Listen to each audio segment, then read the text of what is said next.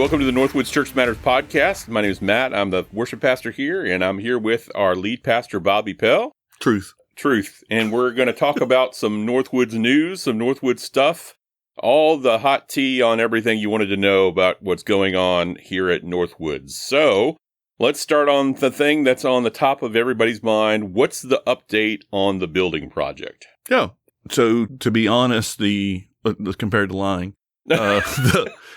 to be honest, I think that there's been a little bit of frustration with our architect, and that's really where there's been some delays. Okay. But everything has been submitted to state, as I understand it. We're in a process of waiting. They're going to be getting an early foundation release sometime after October the 7th. And then on the week of October 22nd is the week that we should see dirt moved and the foundation starting to be put in for the new building. And so that's really where things are today for that. We should, before that, start seeing people coming out and staking the new property. So we'll see some action before dirt's moved. But technically, I'm being told that dirt will be moved around the week of October 22nd. And if not, we'll probably have to have a heart-to-heart with our architect. Yeah. But that's really where we are. Yeah. So Halloween special at this point. That's right. And this is not an excuse, but if anyone's gone through a construction project before, nothing happens on time. Preach. And that's not, it's not giving anybody an excuse, but it's just the reality of that's right. Doing business. Yeah. We have been told by the folks who we've contracted out to help with the building that it'll be a 12-month build. And we have to plan for that. Like, it'll be done in 12 months, but do I believe it will be done in 12 months? No. Okay. But we will budget for that because that would be our worst case / best case scenario. But so we'll see. We're not in the background twiddling our thumbs doing nothing. Right. The foot is on the accelerator. It's just that not enough gas is coming out and not enough RPMs are being produced to any of our liking. But Lord willing, that'll happen by the end of October. Yeah. And just because shovels are not in the ground doesn't mean nothing is going on. That's right. Yeah. So what other things are going on at NorthWoods? Just to give people an update. I mean, we had a great church planner retreat a couple weeks ago. That's right. People are hearing the podcasts from that. The two have come out as of recording this, and we'll have more of those coming out soon. But what's coming up for the fall? Yeah, I think there's a lot of good things.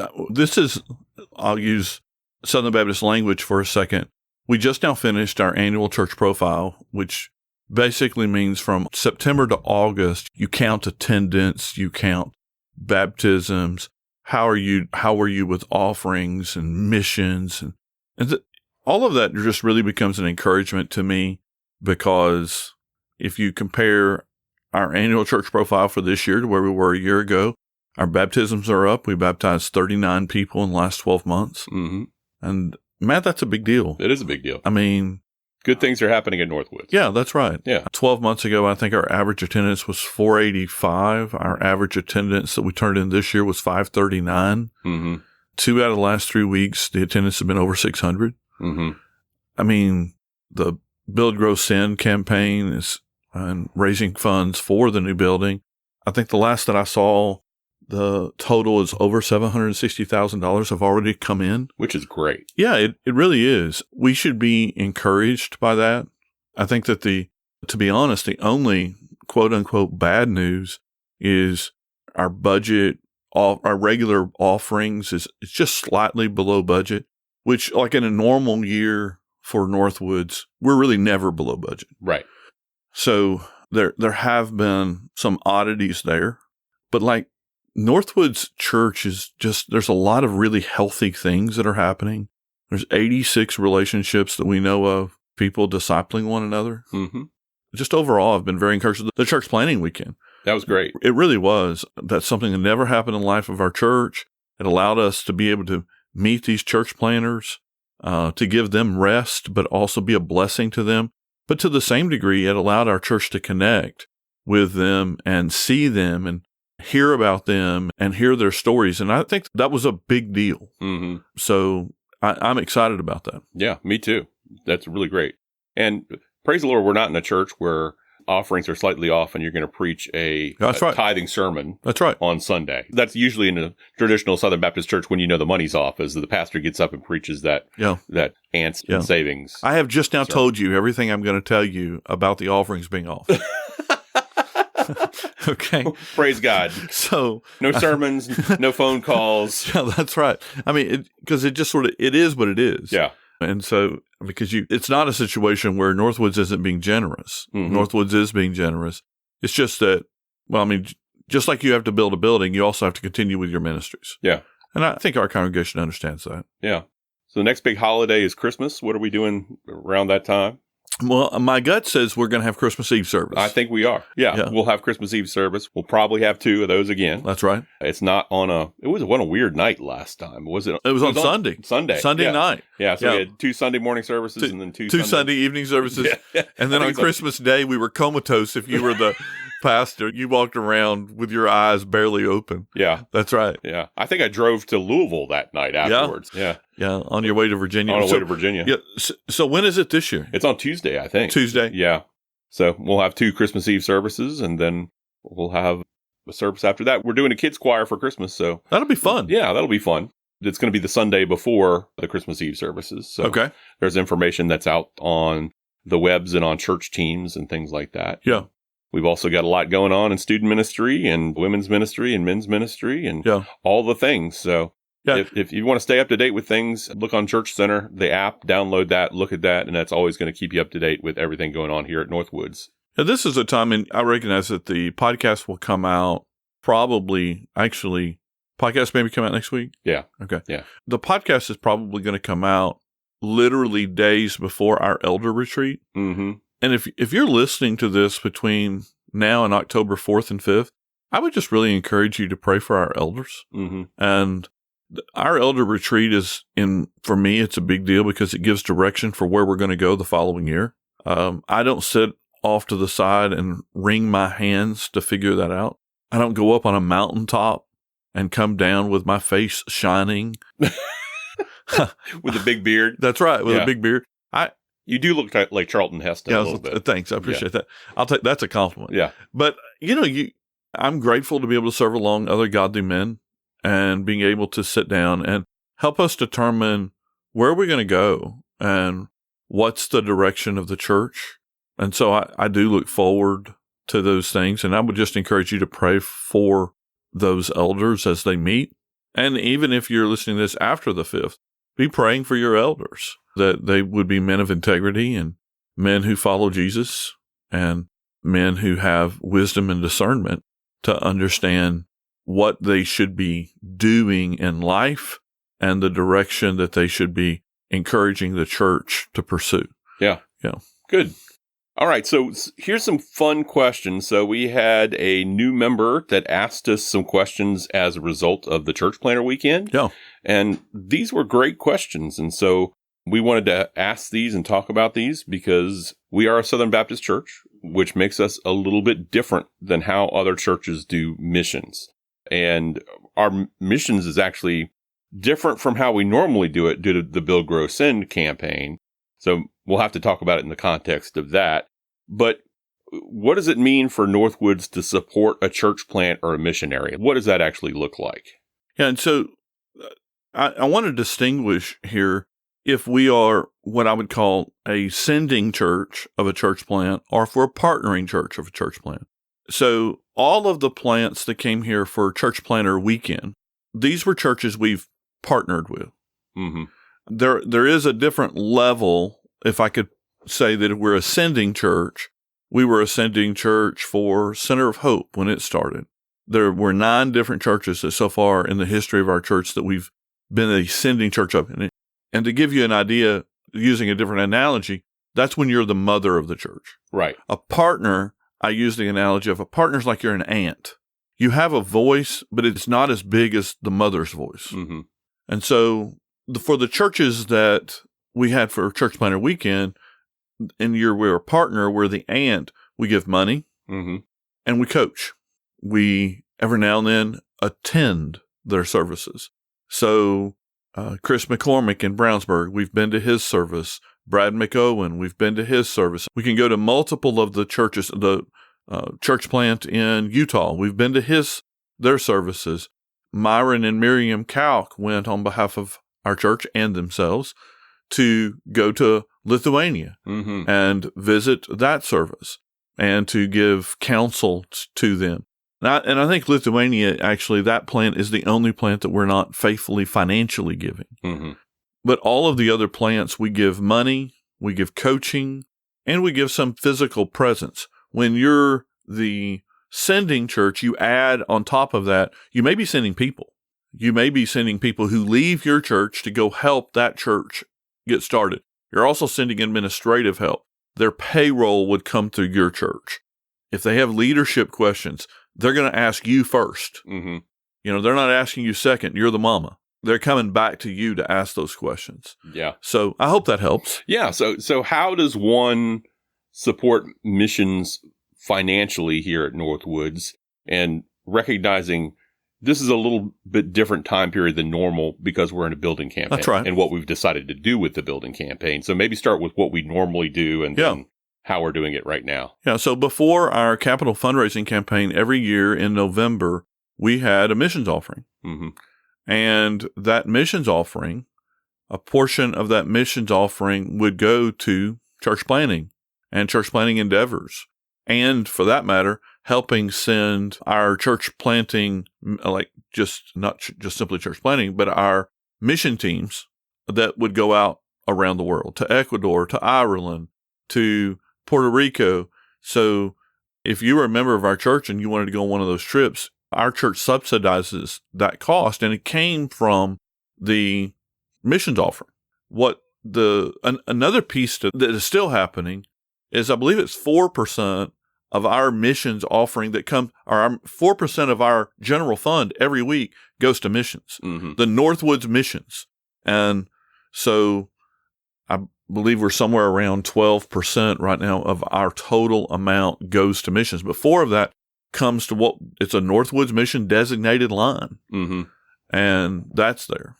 What the church determined to do when we entered the Build, Grow, Send campaign is 10% of everything that's raised is not going to the building. 10% of everything that's raised goes to mission. Mm-hmm. And that means, so we raised through pledges $2.1 million. That would mean over 3 years, $210,000 is going to go to missions. Mm-hmm. So someone came up to me after the church planter weekend and they said, well, what if I want to give to one of those planters in specific? Our church has already endorsed them.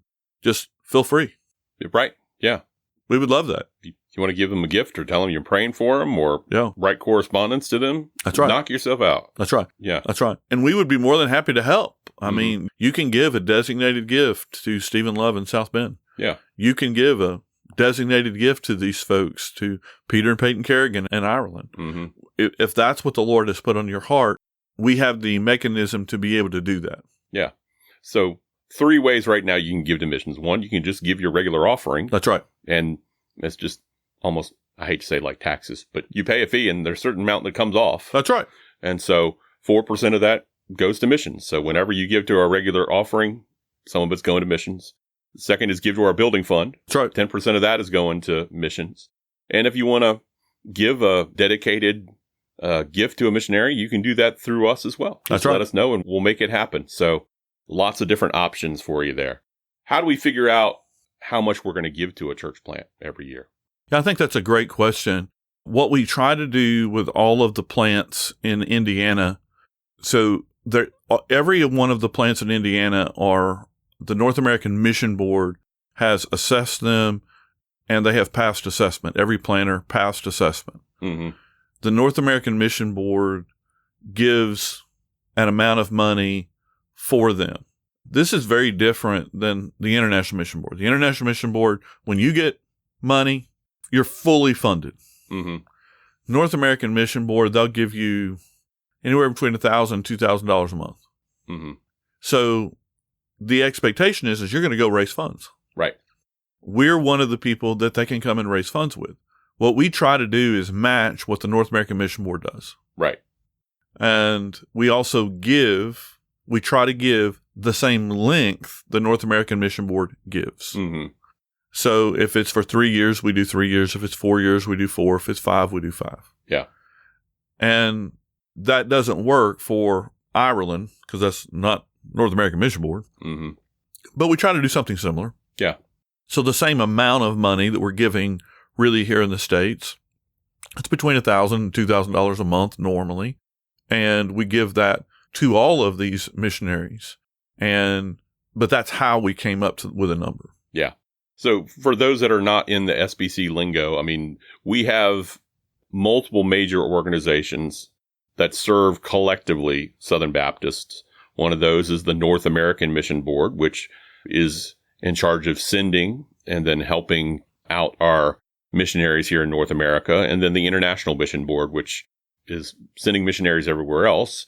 And when somebody says, hey, I would like to be a missionary, they go through these different organizations. I mean, one thing that they do is they assess them. That's right. And so it's not like you can just walk into the front door of the North American Mission Board and say, hey, I'd like to plant the church, and they just rubber stamp and you go. That's right. They want to make sure that you're equipped and able to do that. And so all of the church planners that were here, from North America, have been through that process. And then the International Mission Board has a process as well. And so when you're giving to one of these missionaries, they're supported by our national organizations as well. Yep, that's exactly right. And I think it's wise to give that clarification concerning how SBC works. I recognize many of our folks do not have an SBC background. Yeah. Your mom worked at the IMB. Yeah, she did. Yeah, at the library for a long time. Yeah. And so we were talking about Nick Ripken in his book, and I was talking to her about Nick Ripken and saying, do you know him? And she's like, oh, yeah, I know him. I did some of the research on his book. I'm like, what? What are you talking about? Right. So she worked in the library, and so she was constantly photocopying him articles and giving him information and things like that. So, but yeah. In Richmond, Virginia, pretty cool stuff. Yeah. So we have some great national organizations that we cooperate with and work with, and they do good work with our missionaries. Yeah. If you came to me and you said that you believe God was calling you into international missions to be a missionary, potentially in Asia, South America, Europe, Africa, wherever, we're going to have a conversation about your calling, but I'm going to send you to the International Mission Board. Right. Because we're the sending church, but they're the resource. Yeah. And if they approve you, there is no better agency out there. Yeah. And if you ask church planters in North America, where is the best church planting network? They're going to call it the Send Church Planting Network. And that's NAN, North American Mission Board. Right. So Southern Baptists have, between the North American Mission Board and the International Mission Board, really the two best agencies that help resource churches to send. Yeah. And I think we should be proud of that. Many churches, that's the largest reason why they're a part of the SBC. Yes, because we cooperate together to fund and help missionaries. That's exactly right. Yeah. Yeah, and if that went away or that becomes irreparably damaged in some way, that's when Southern Baptists are going to be terribly hurt. Yeah. And one of the other benefits of the International Mission Board is they do logistics. Yes. Is that a lot of people, if they're going to international missions through some other organization, they have to do all their logistics and come up with travel planning and filing taxes and insurance and all the different things that you'd have to worry about if you're going overseas, and visas, and it could be a giant headache. But International Mission Board not only helps people do that, but they actually do a lot of that stuff for our missionaries so they can focus on That's right. missions and ministry in the field. Well, this very second, while you and I are here, when I came over and walked across the parking lot, Ryan Moore is in the parking lot having conversation about what to do with our Ecuador team flying to South America because of Hurricane Helene. Yeah. Well, these are the kind of things that if you're with the International Mission Board, they help make the call. Mm-hmm. Now, we're just talking about a short-term trip. Yeah. But if you're a missionary with the International Mission Board, you just call them up and they'll tell you what to do. Yeah. And so right now, Ryan wishes the International Mission Board would please take over our short-term trip. So, yeah. But it's the truth. They do. They handle those logistical questions and nightmares of what do you do? How do you do it? How do you handle a hurricane? How do you handle the process? Yeah. Do we have a time limit on how long we give to missionaries? Yeah, we do. And first of all, I think it's important. We don't start any partnership promising more than a year, because every year it's evaluated. Mm-hmm. And so every year we go through an evaluation process and then it's renewable. And for our church plants here in the States, they do not renew past what the North American Mission Board does. Mm-hmm. So if they do 3 years, 3, 4, 4, 5, 5. Now we have conversations off to the side with them that we may be backing down on the amount of money we give greater than what the North American Mission Board does. And some of that's because, like, I've been a planner, Darren, and it's been a planner. I mean, you don't want to be in the last year losing too much money Mm-hmm. because then you got to make it up. And so we're in these conversations of how much money do you want us to give? Right. And then go from there. I will say we've had one plant in Bloomington, Indiana that contacted us after a year and a half and said, you can stop giving. Hmm. And that was shocking. Yeah. That never happened. That's right. We don't need your money anymore. Yeah. But they had moved so quickly towards self-sufficiency that they, with integrity, told us, you can stop giving. Mm-hmm. And so it can happen either way. Right. Yeah. But that's the normal. Yeah. So with our North American missionaries, they are getting some of their money from the North American Mission Board and then some from local churches. So it's a mixture. And individuals. And individuals. Find yourself some rich friends is the moral of the story. So what happens to those missionaries if they don't raise enough money for the year? Some of them are bivocational. That's becoming the trend. Right. The trend is you don't raise enough money. Right. And you get a job. Right. I moved to Indiana in 1993, which today sounds like forever, but that was 31 years ago. The state convention at that point in time offered us $400 a month. Our church's rent and utilities would be paid for and our moving expenses to move to Indiana. And so I came and worked at Culligan and became a substitute school teacher until the church grew to the point to where they could pick up what they needed to pick up so that I could move towards full time. Right. I think that's what happens. Mm-hmm. Yeah. And a lot of people are intentionally, that's part of their strategy. That's right. That part of building a core church is getting out in the community. And that's easier to do if you have a secular job. Yes. And you're working in the community and your kids are going to the local schools and you're building relationships in a lot of different ways. It's a lot harder to plant a church if you don't have local connections. That's right. There was Jim Wright, who's still around in the state, but he had a weight loss program that he was doing we were part of for a while. And that was his secular job. That was his day job while he was planting a church. And there's a lot of different people that are like that. They're building relationships through whatever secular job that they have. That's right. Yeah. Yeah. So what happens if a missionary raises more money than needed? Yeah. First of all, I think that's rare. Mm-hmm. And secondly, if it happens, a wise church planner puts those funds away for the year that they don't raise too much funds. Mm-hmm. And so it's uncommon, though, that takes place. Yeah. Yeah. Very uncommon. So several of our church planners, when they spoke during the Q&A after church, mentioned the whole thing where they don't have health insurance. And that may have caught some people off guard. But, we live in a day and age where health insurance is a challenging thing. Costs are up on that, just like everything else. Where do church planners go when they need medical assistance? They go to Marketplace. Mm-hmm. They go down the path of MediShare, the Christian organizations that have these co-ops for healthcare. Healthcare is a problem because of how expensive it is, not just in church planning, but in churches. Yeah. Yeah, it is a challenge. That's the reason why you had Stephen Love and Randall Davis laughing on stage whenever the topic of healthcare came up and they're like, health insurance, what's that? Right. Because that's the world of church planting. Guys, I don't know of a church planter who has health insurance unless it comes through his wife. Sure.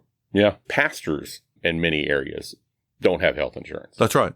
That's right. Unless it's through their wife. That's right. In Southwest Indiana, there are 40 plus Southern Baptist churches. Over half of them are bivocational. Around 15 to 20 are full-time. Mm-hmm. Of the 15 to 20 full-time, I would believe that less than 5 offer health insurance. Yeah. And I think that's safe. Yeah. 5 may be high. Yeah, exactly. Yeah. I think what people need to understand is if you work at a company that offers you health insurance, you're receiving something that most people in the ministry do not have. Yeah. It's just a fact. Yeah. I mean, there's a certain level of financial craziness that you sign on to when you become a pastor. And often pastors don't know this when they sign out to be a pastor. There's health insurance issues. Most churches, they don't have 401k plan or That's right. savings plans or health insurance, dental insurance. And then you add on top of that the federal government treats pastors as self-employed. And so we pay self-employment tax. 15% comes right off the top of everything. That's right. And so the federal government does not make it easy to be a pastor. That's right. On a wide variety of different fronts. I will say that Southern Baptists do have a health insurance organization called Guidestone. The issue is that there's so many pastors that are working bivocationally. How many people can afford Guidestone and their rates? And exactly. I mean, I'm grateful for Guidestone, and I use them for retirement. Yes, me too. But the issue with Guidestone is that the cost of their health insurance is very similar or worse than if you went into Marketplace. Yes. Yeah. And so that's the problem that Guidestone has ended up with. Yeah. But it's a great question because I don't think most people understand how common it is. Yeah.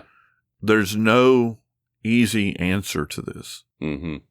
Yeah. And it makes things scary, but you're placing yourself in the hands of the Lord when you've got a medical crisis or That's right. something catastrophic happens. Then how do you handle those things or deal with those things? And most of the time you don't hear pastors complain about it, or you don't hear about it, and they keep the grumbling to themselves. That's exactly right. Yeah. Those are the things that stay inside our houses. Yeah. Yeah. And to Stephen's credit, I think he was joking about it. I don't think he was complaining. Oh, I didn't either. I think that he was just... No, this is just a matter of fact of how pastoral ministry works. That's exactly right. Yeah. And as someone who was the son of a pastor, he probably knew that going in there. That was not a shocker or surprise. That's right. That's exactly right. Anything else? Any thoughts on our church planter weekend and how that went? Yeah. The thing that I appreciated is it allowed our people to connect.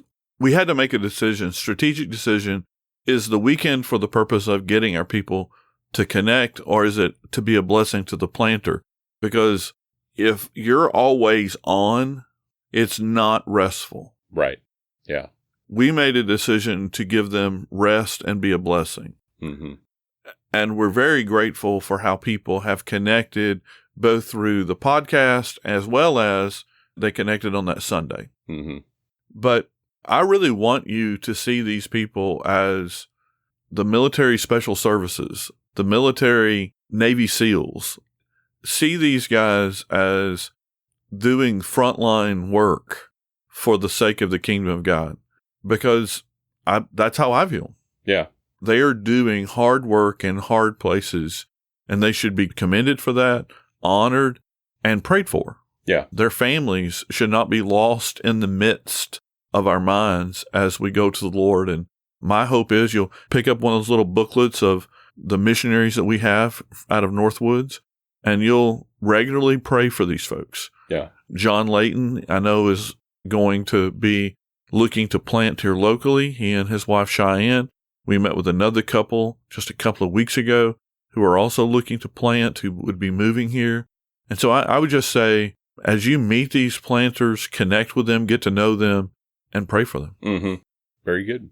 All right. Well, thank you so much for joining me for a while, Bobby. It's been fun. And if you ever have like a giant list of questions that you'd like us to answer, we will answer them. That's right. This has been fun. We're thankful for these questions and being able to talk about how we fund missionaries. That's right. It's been good. It's been good. Thank you. Thank you. Thanks for tuning in to the NorthWoods Church Matters podcast. If you'd like to find out more about NorthWoods Church, you can visit us at our website, www.northwoodschurch.org. Again, that's www.northwoodschurch.org.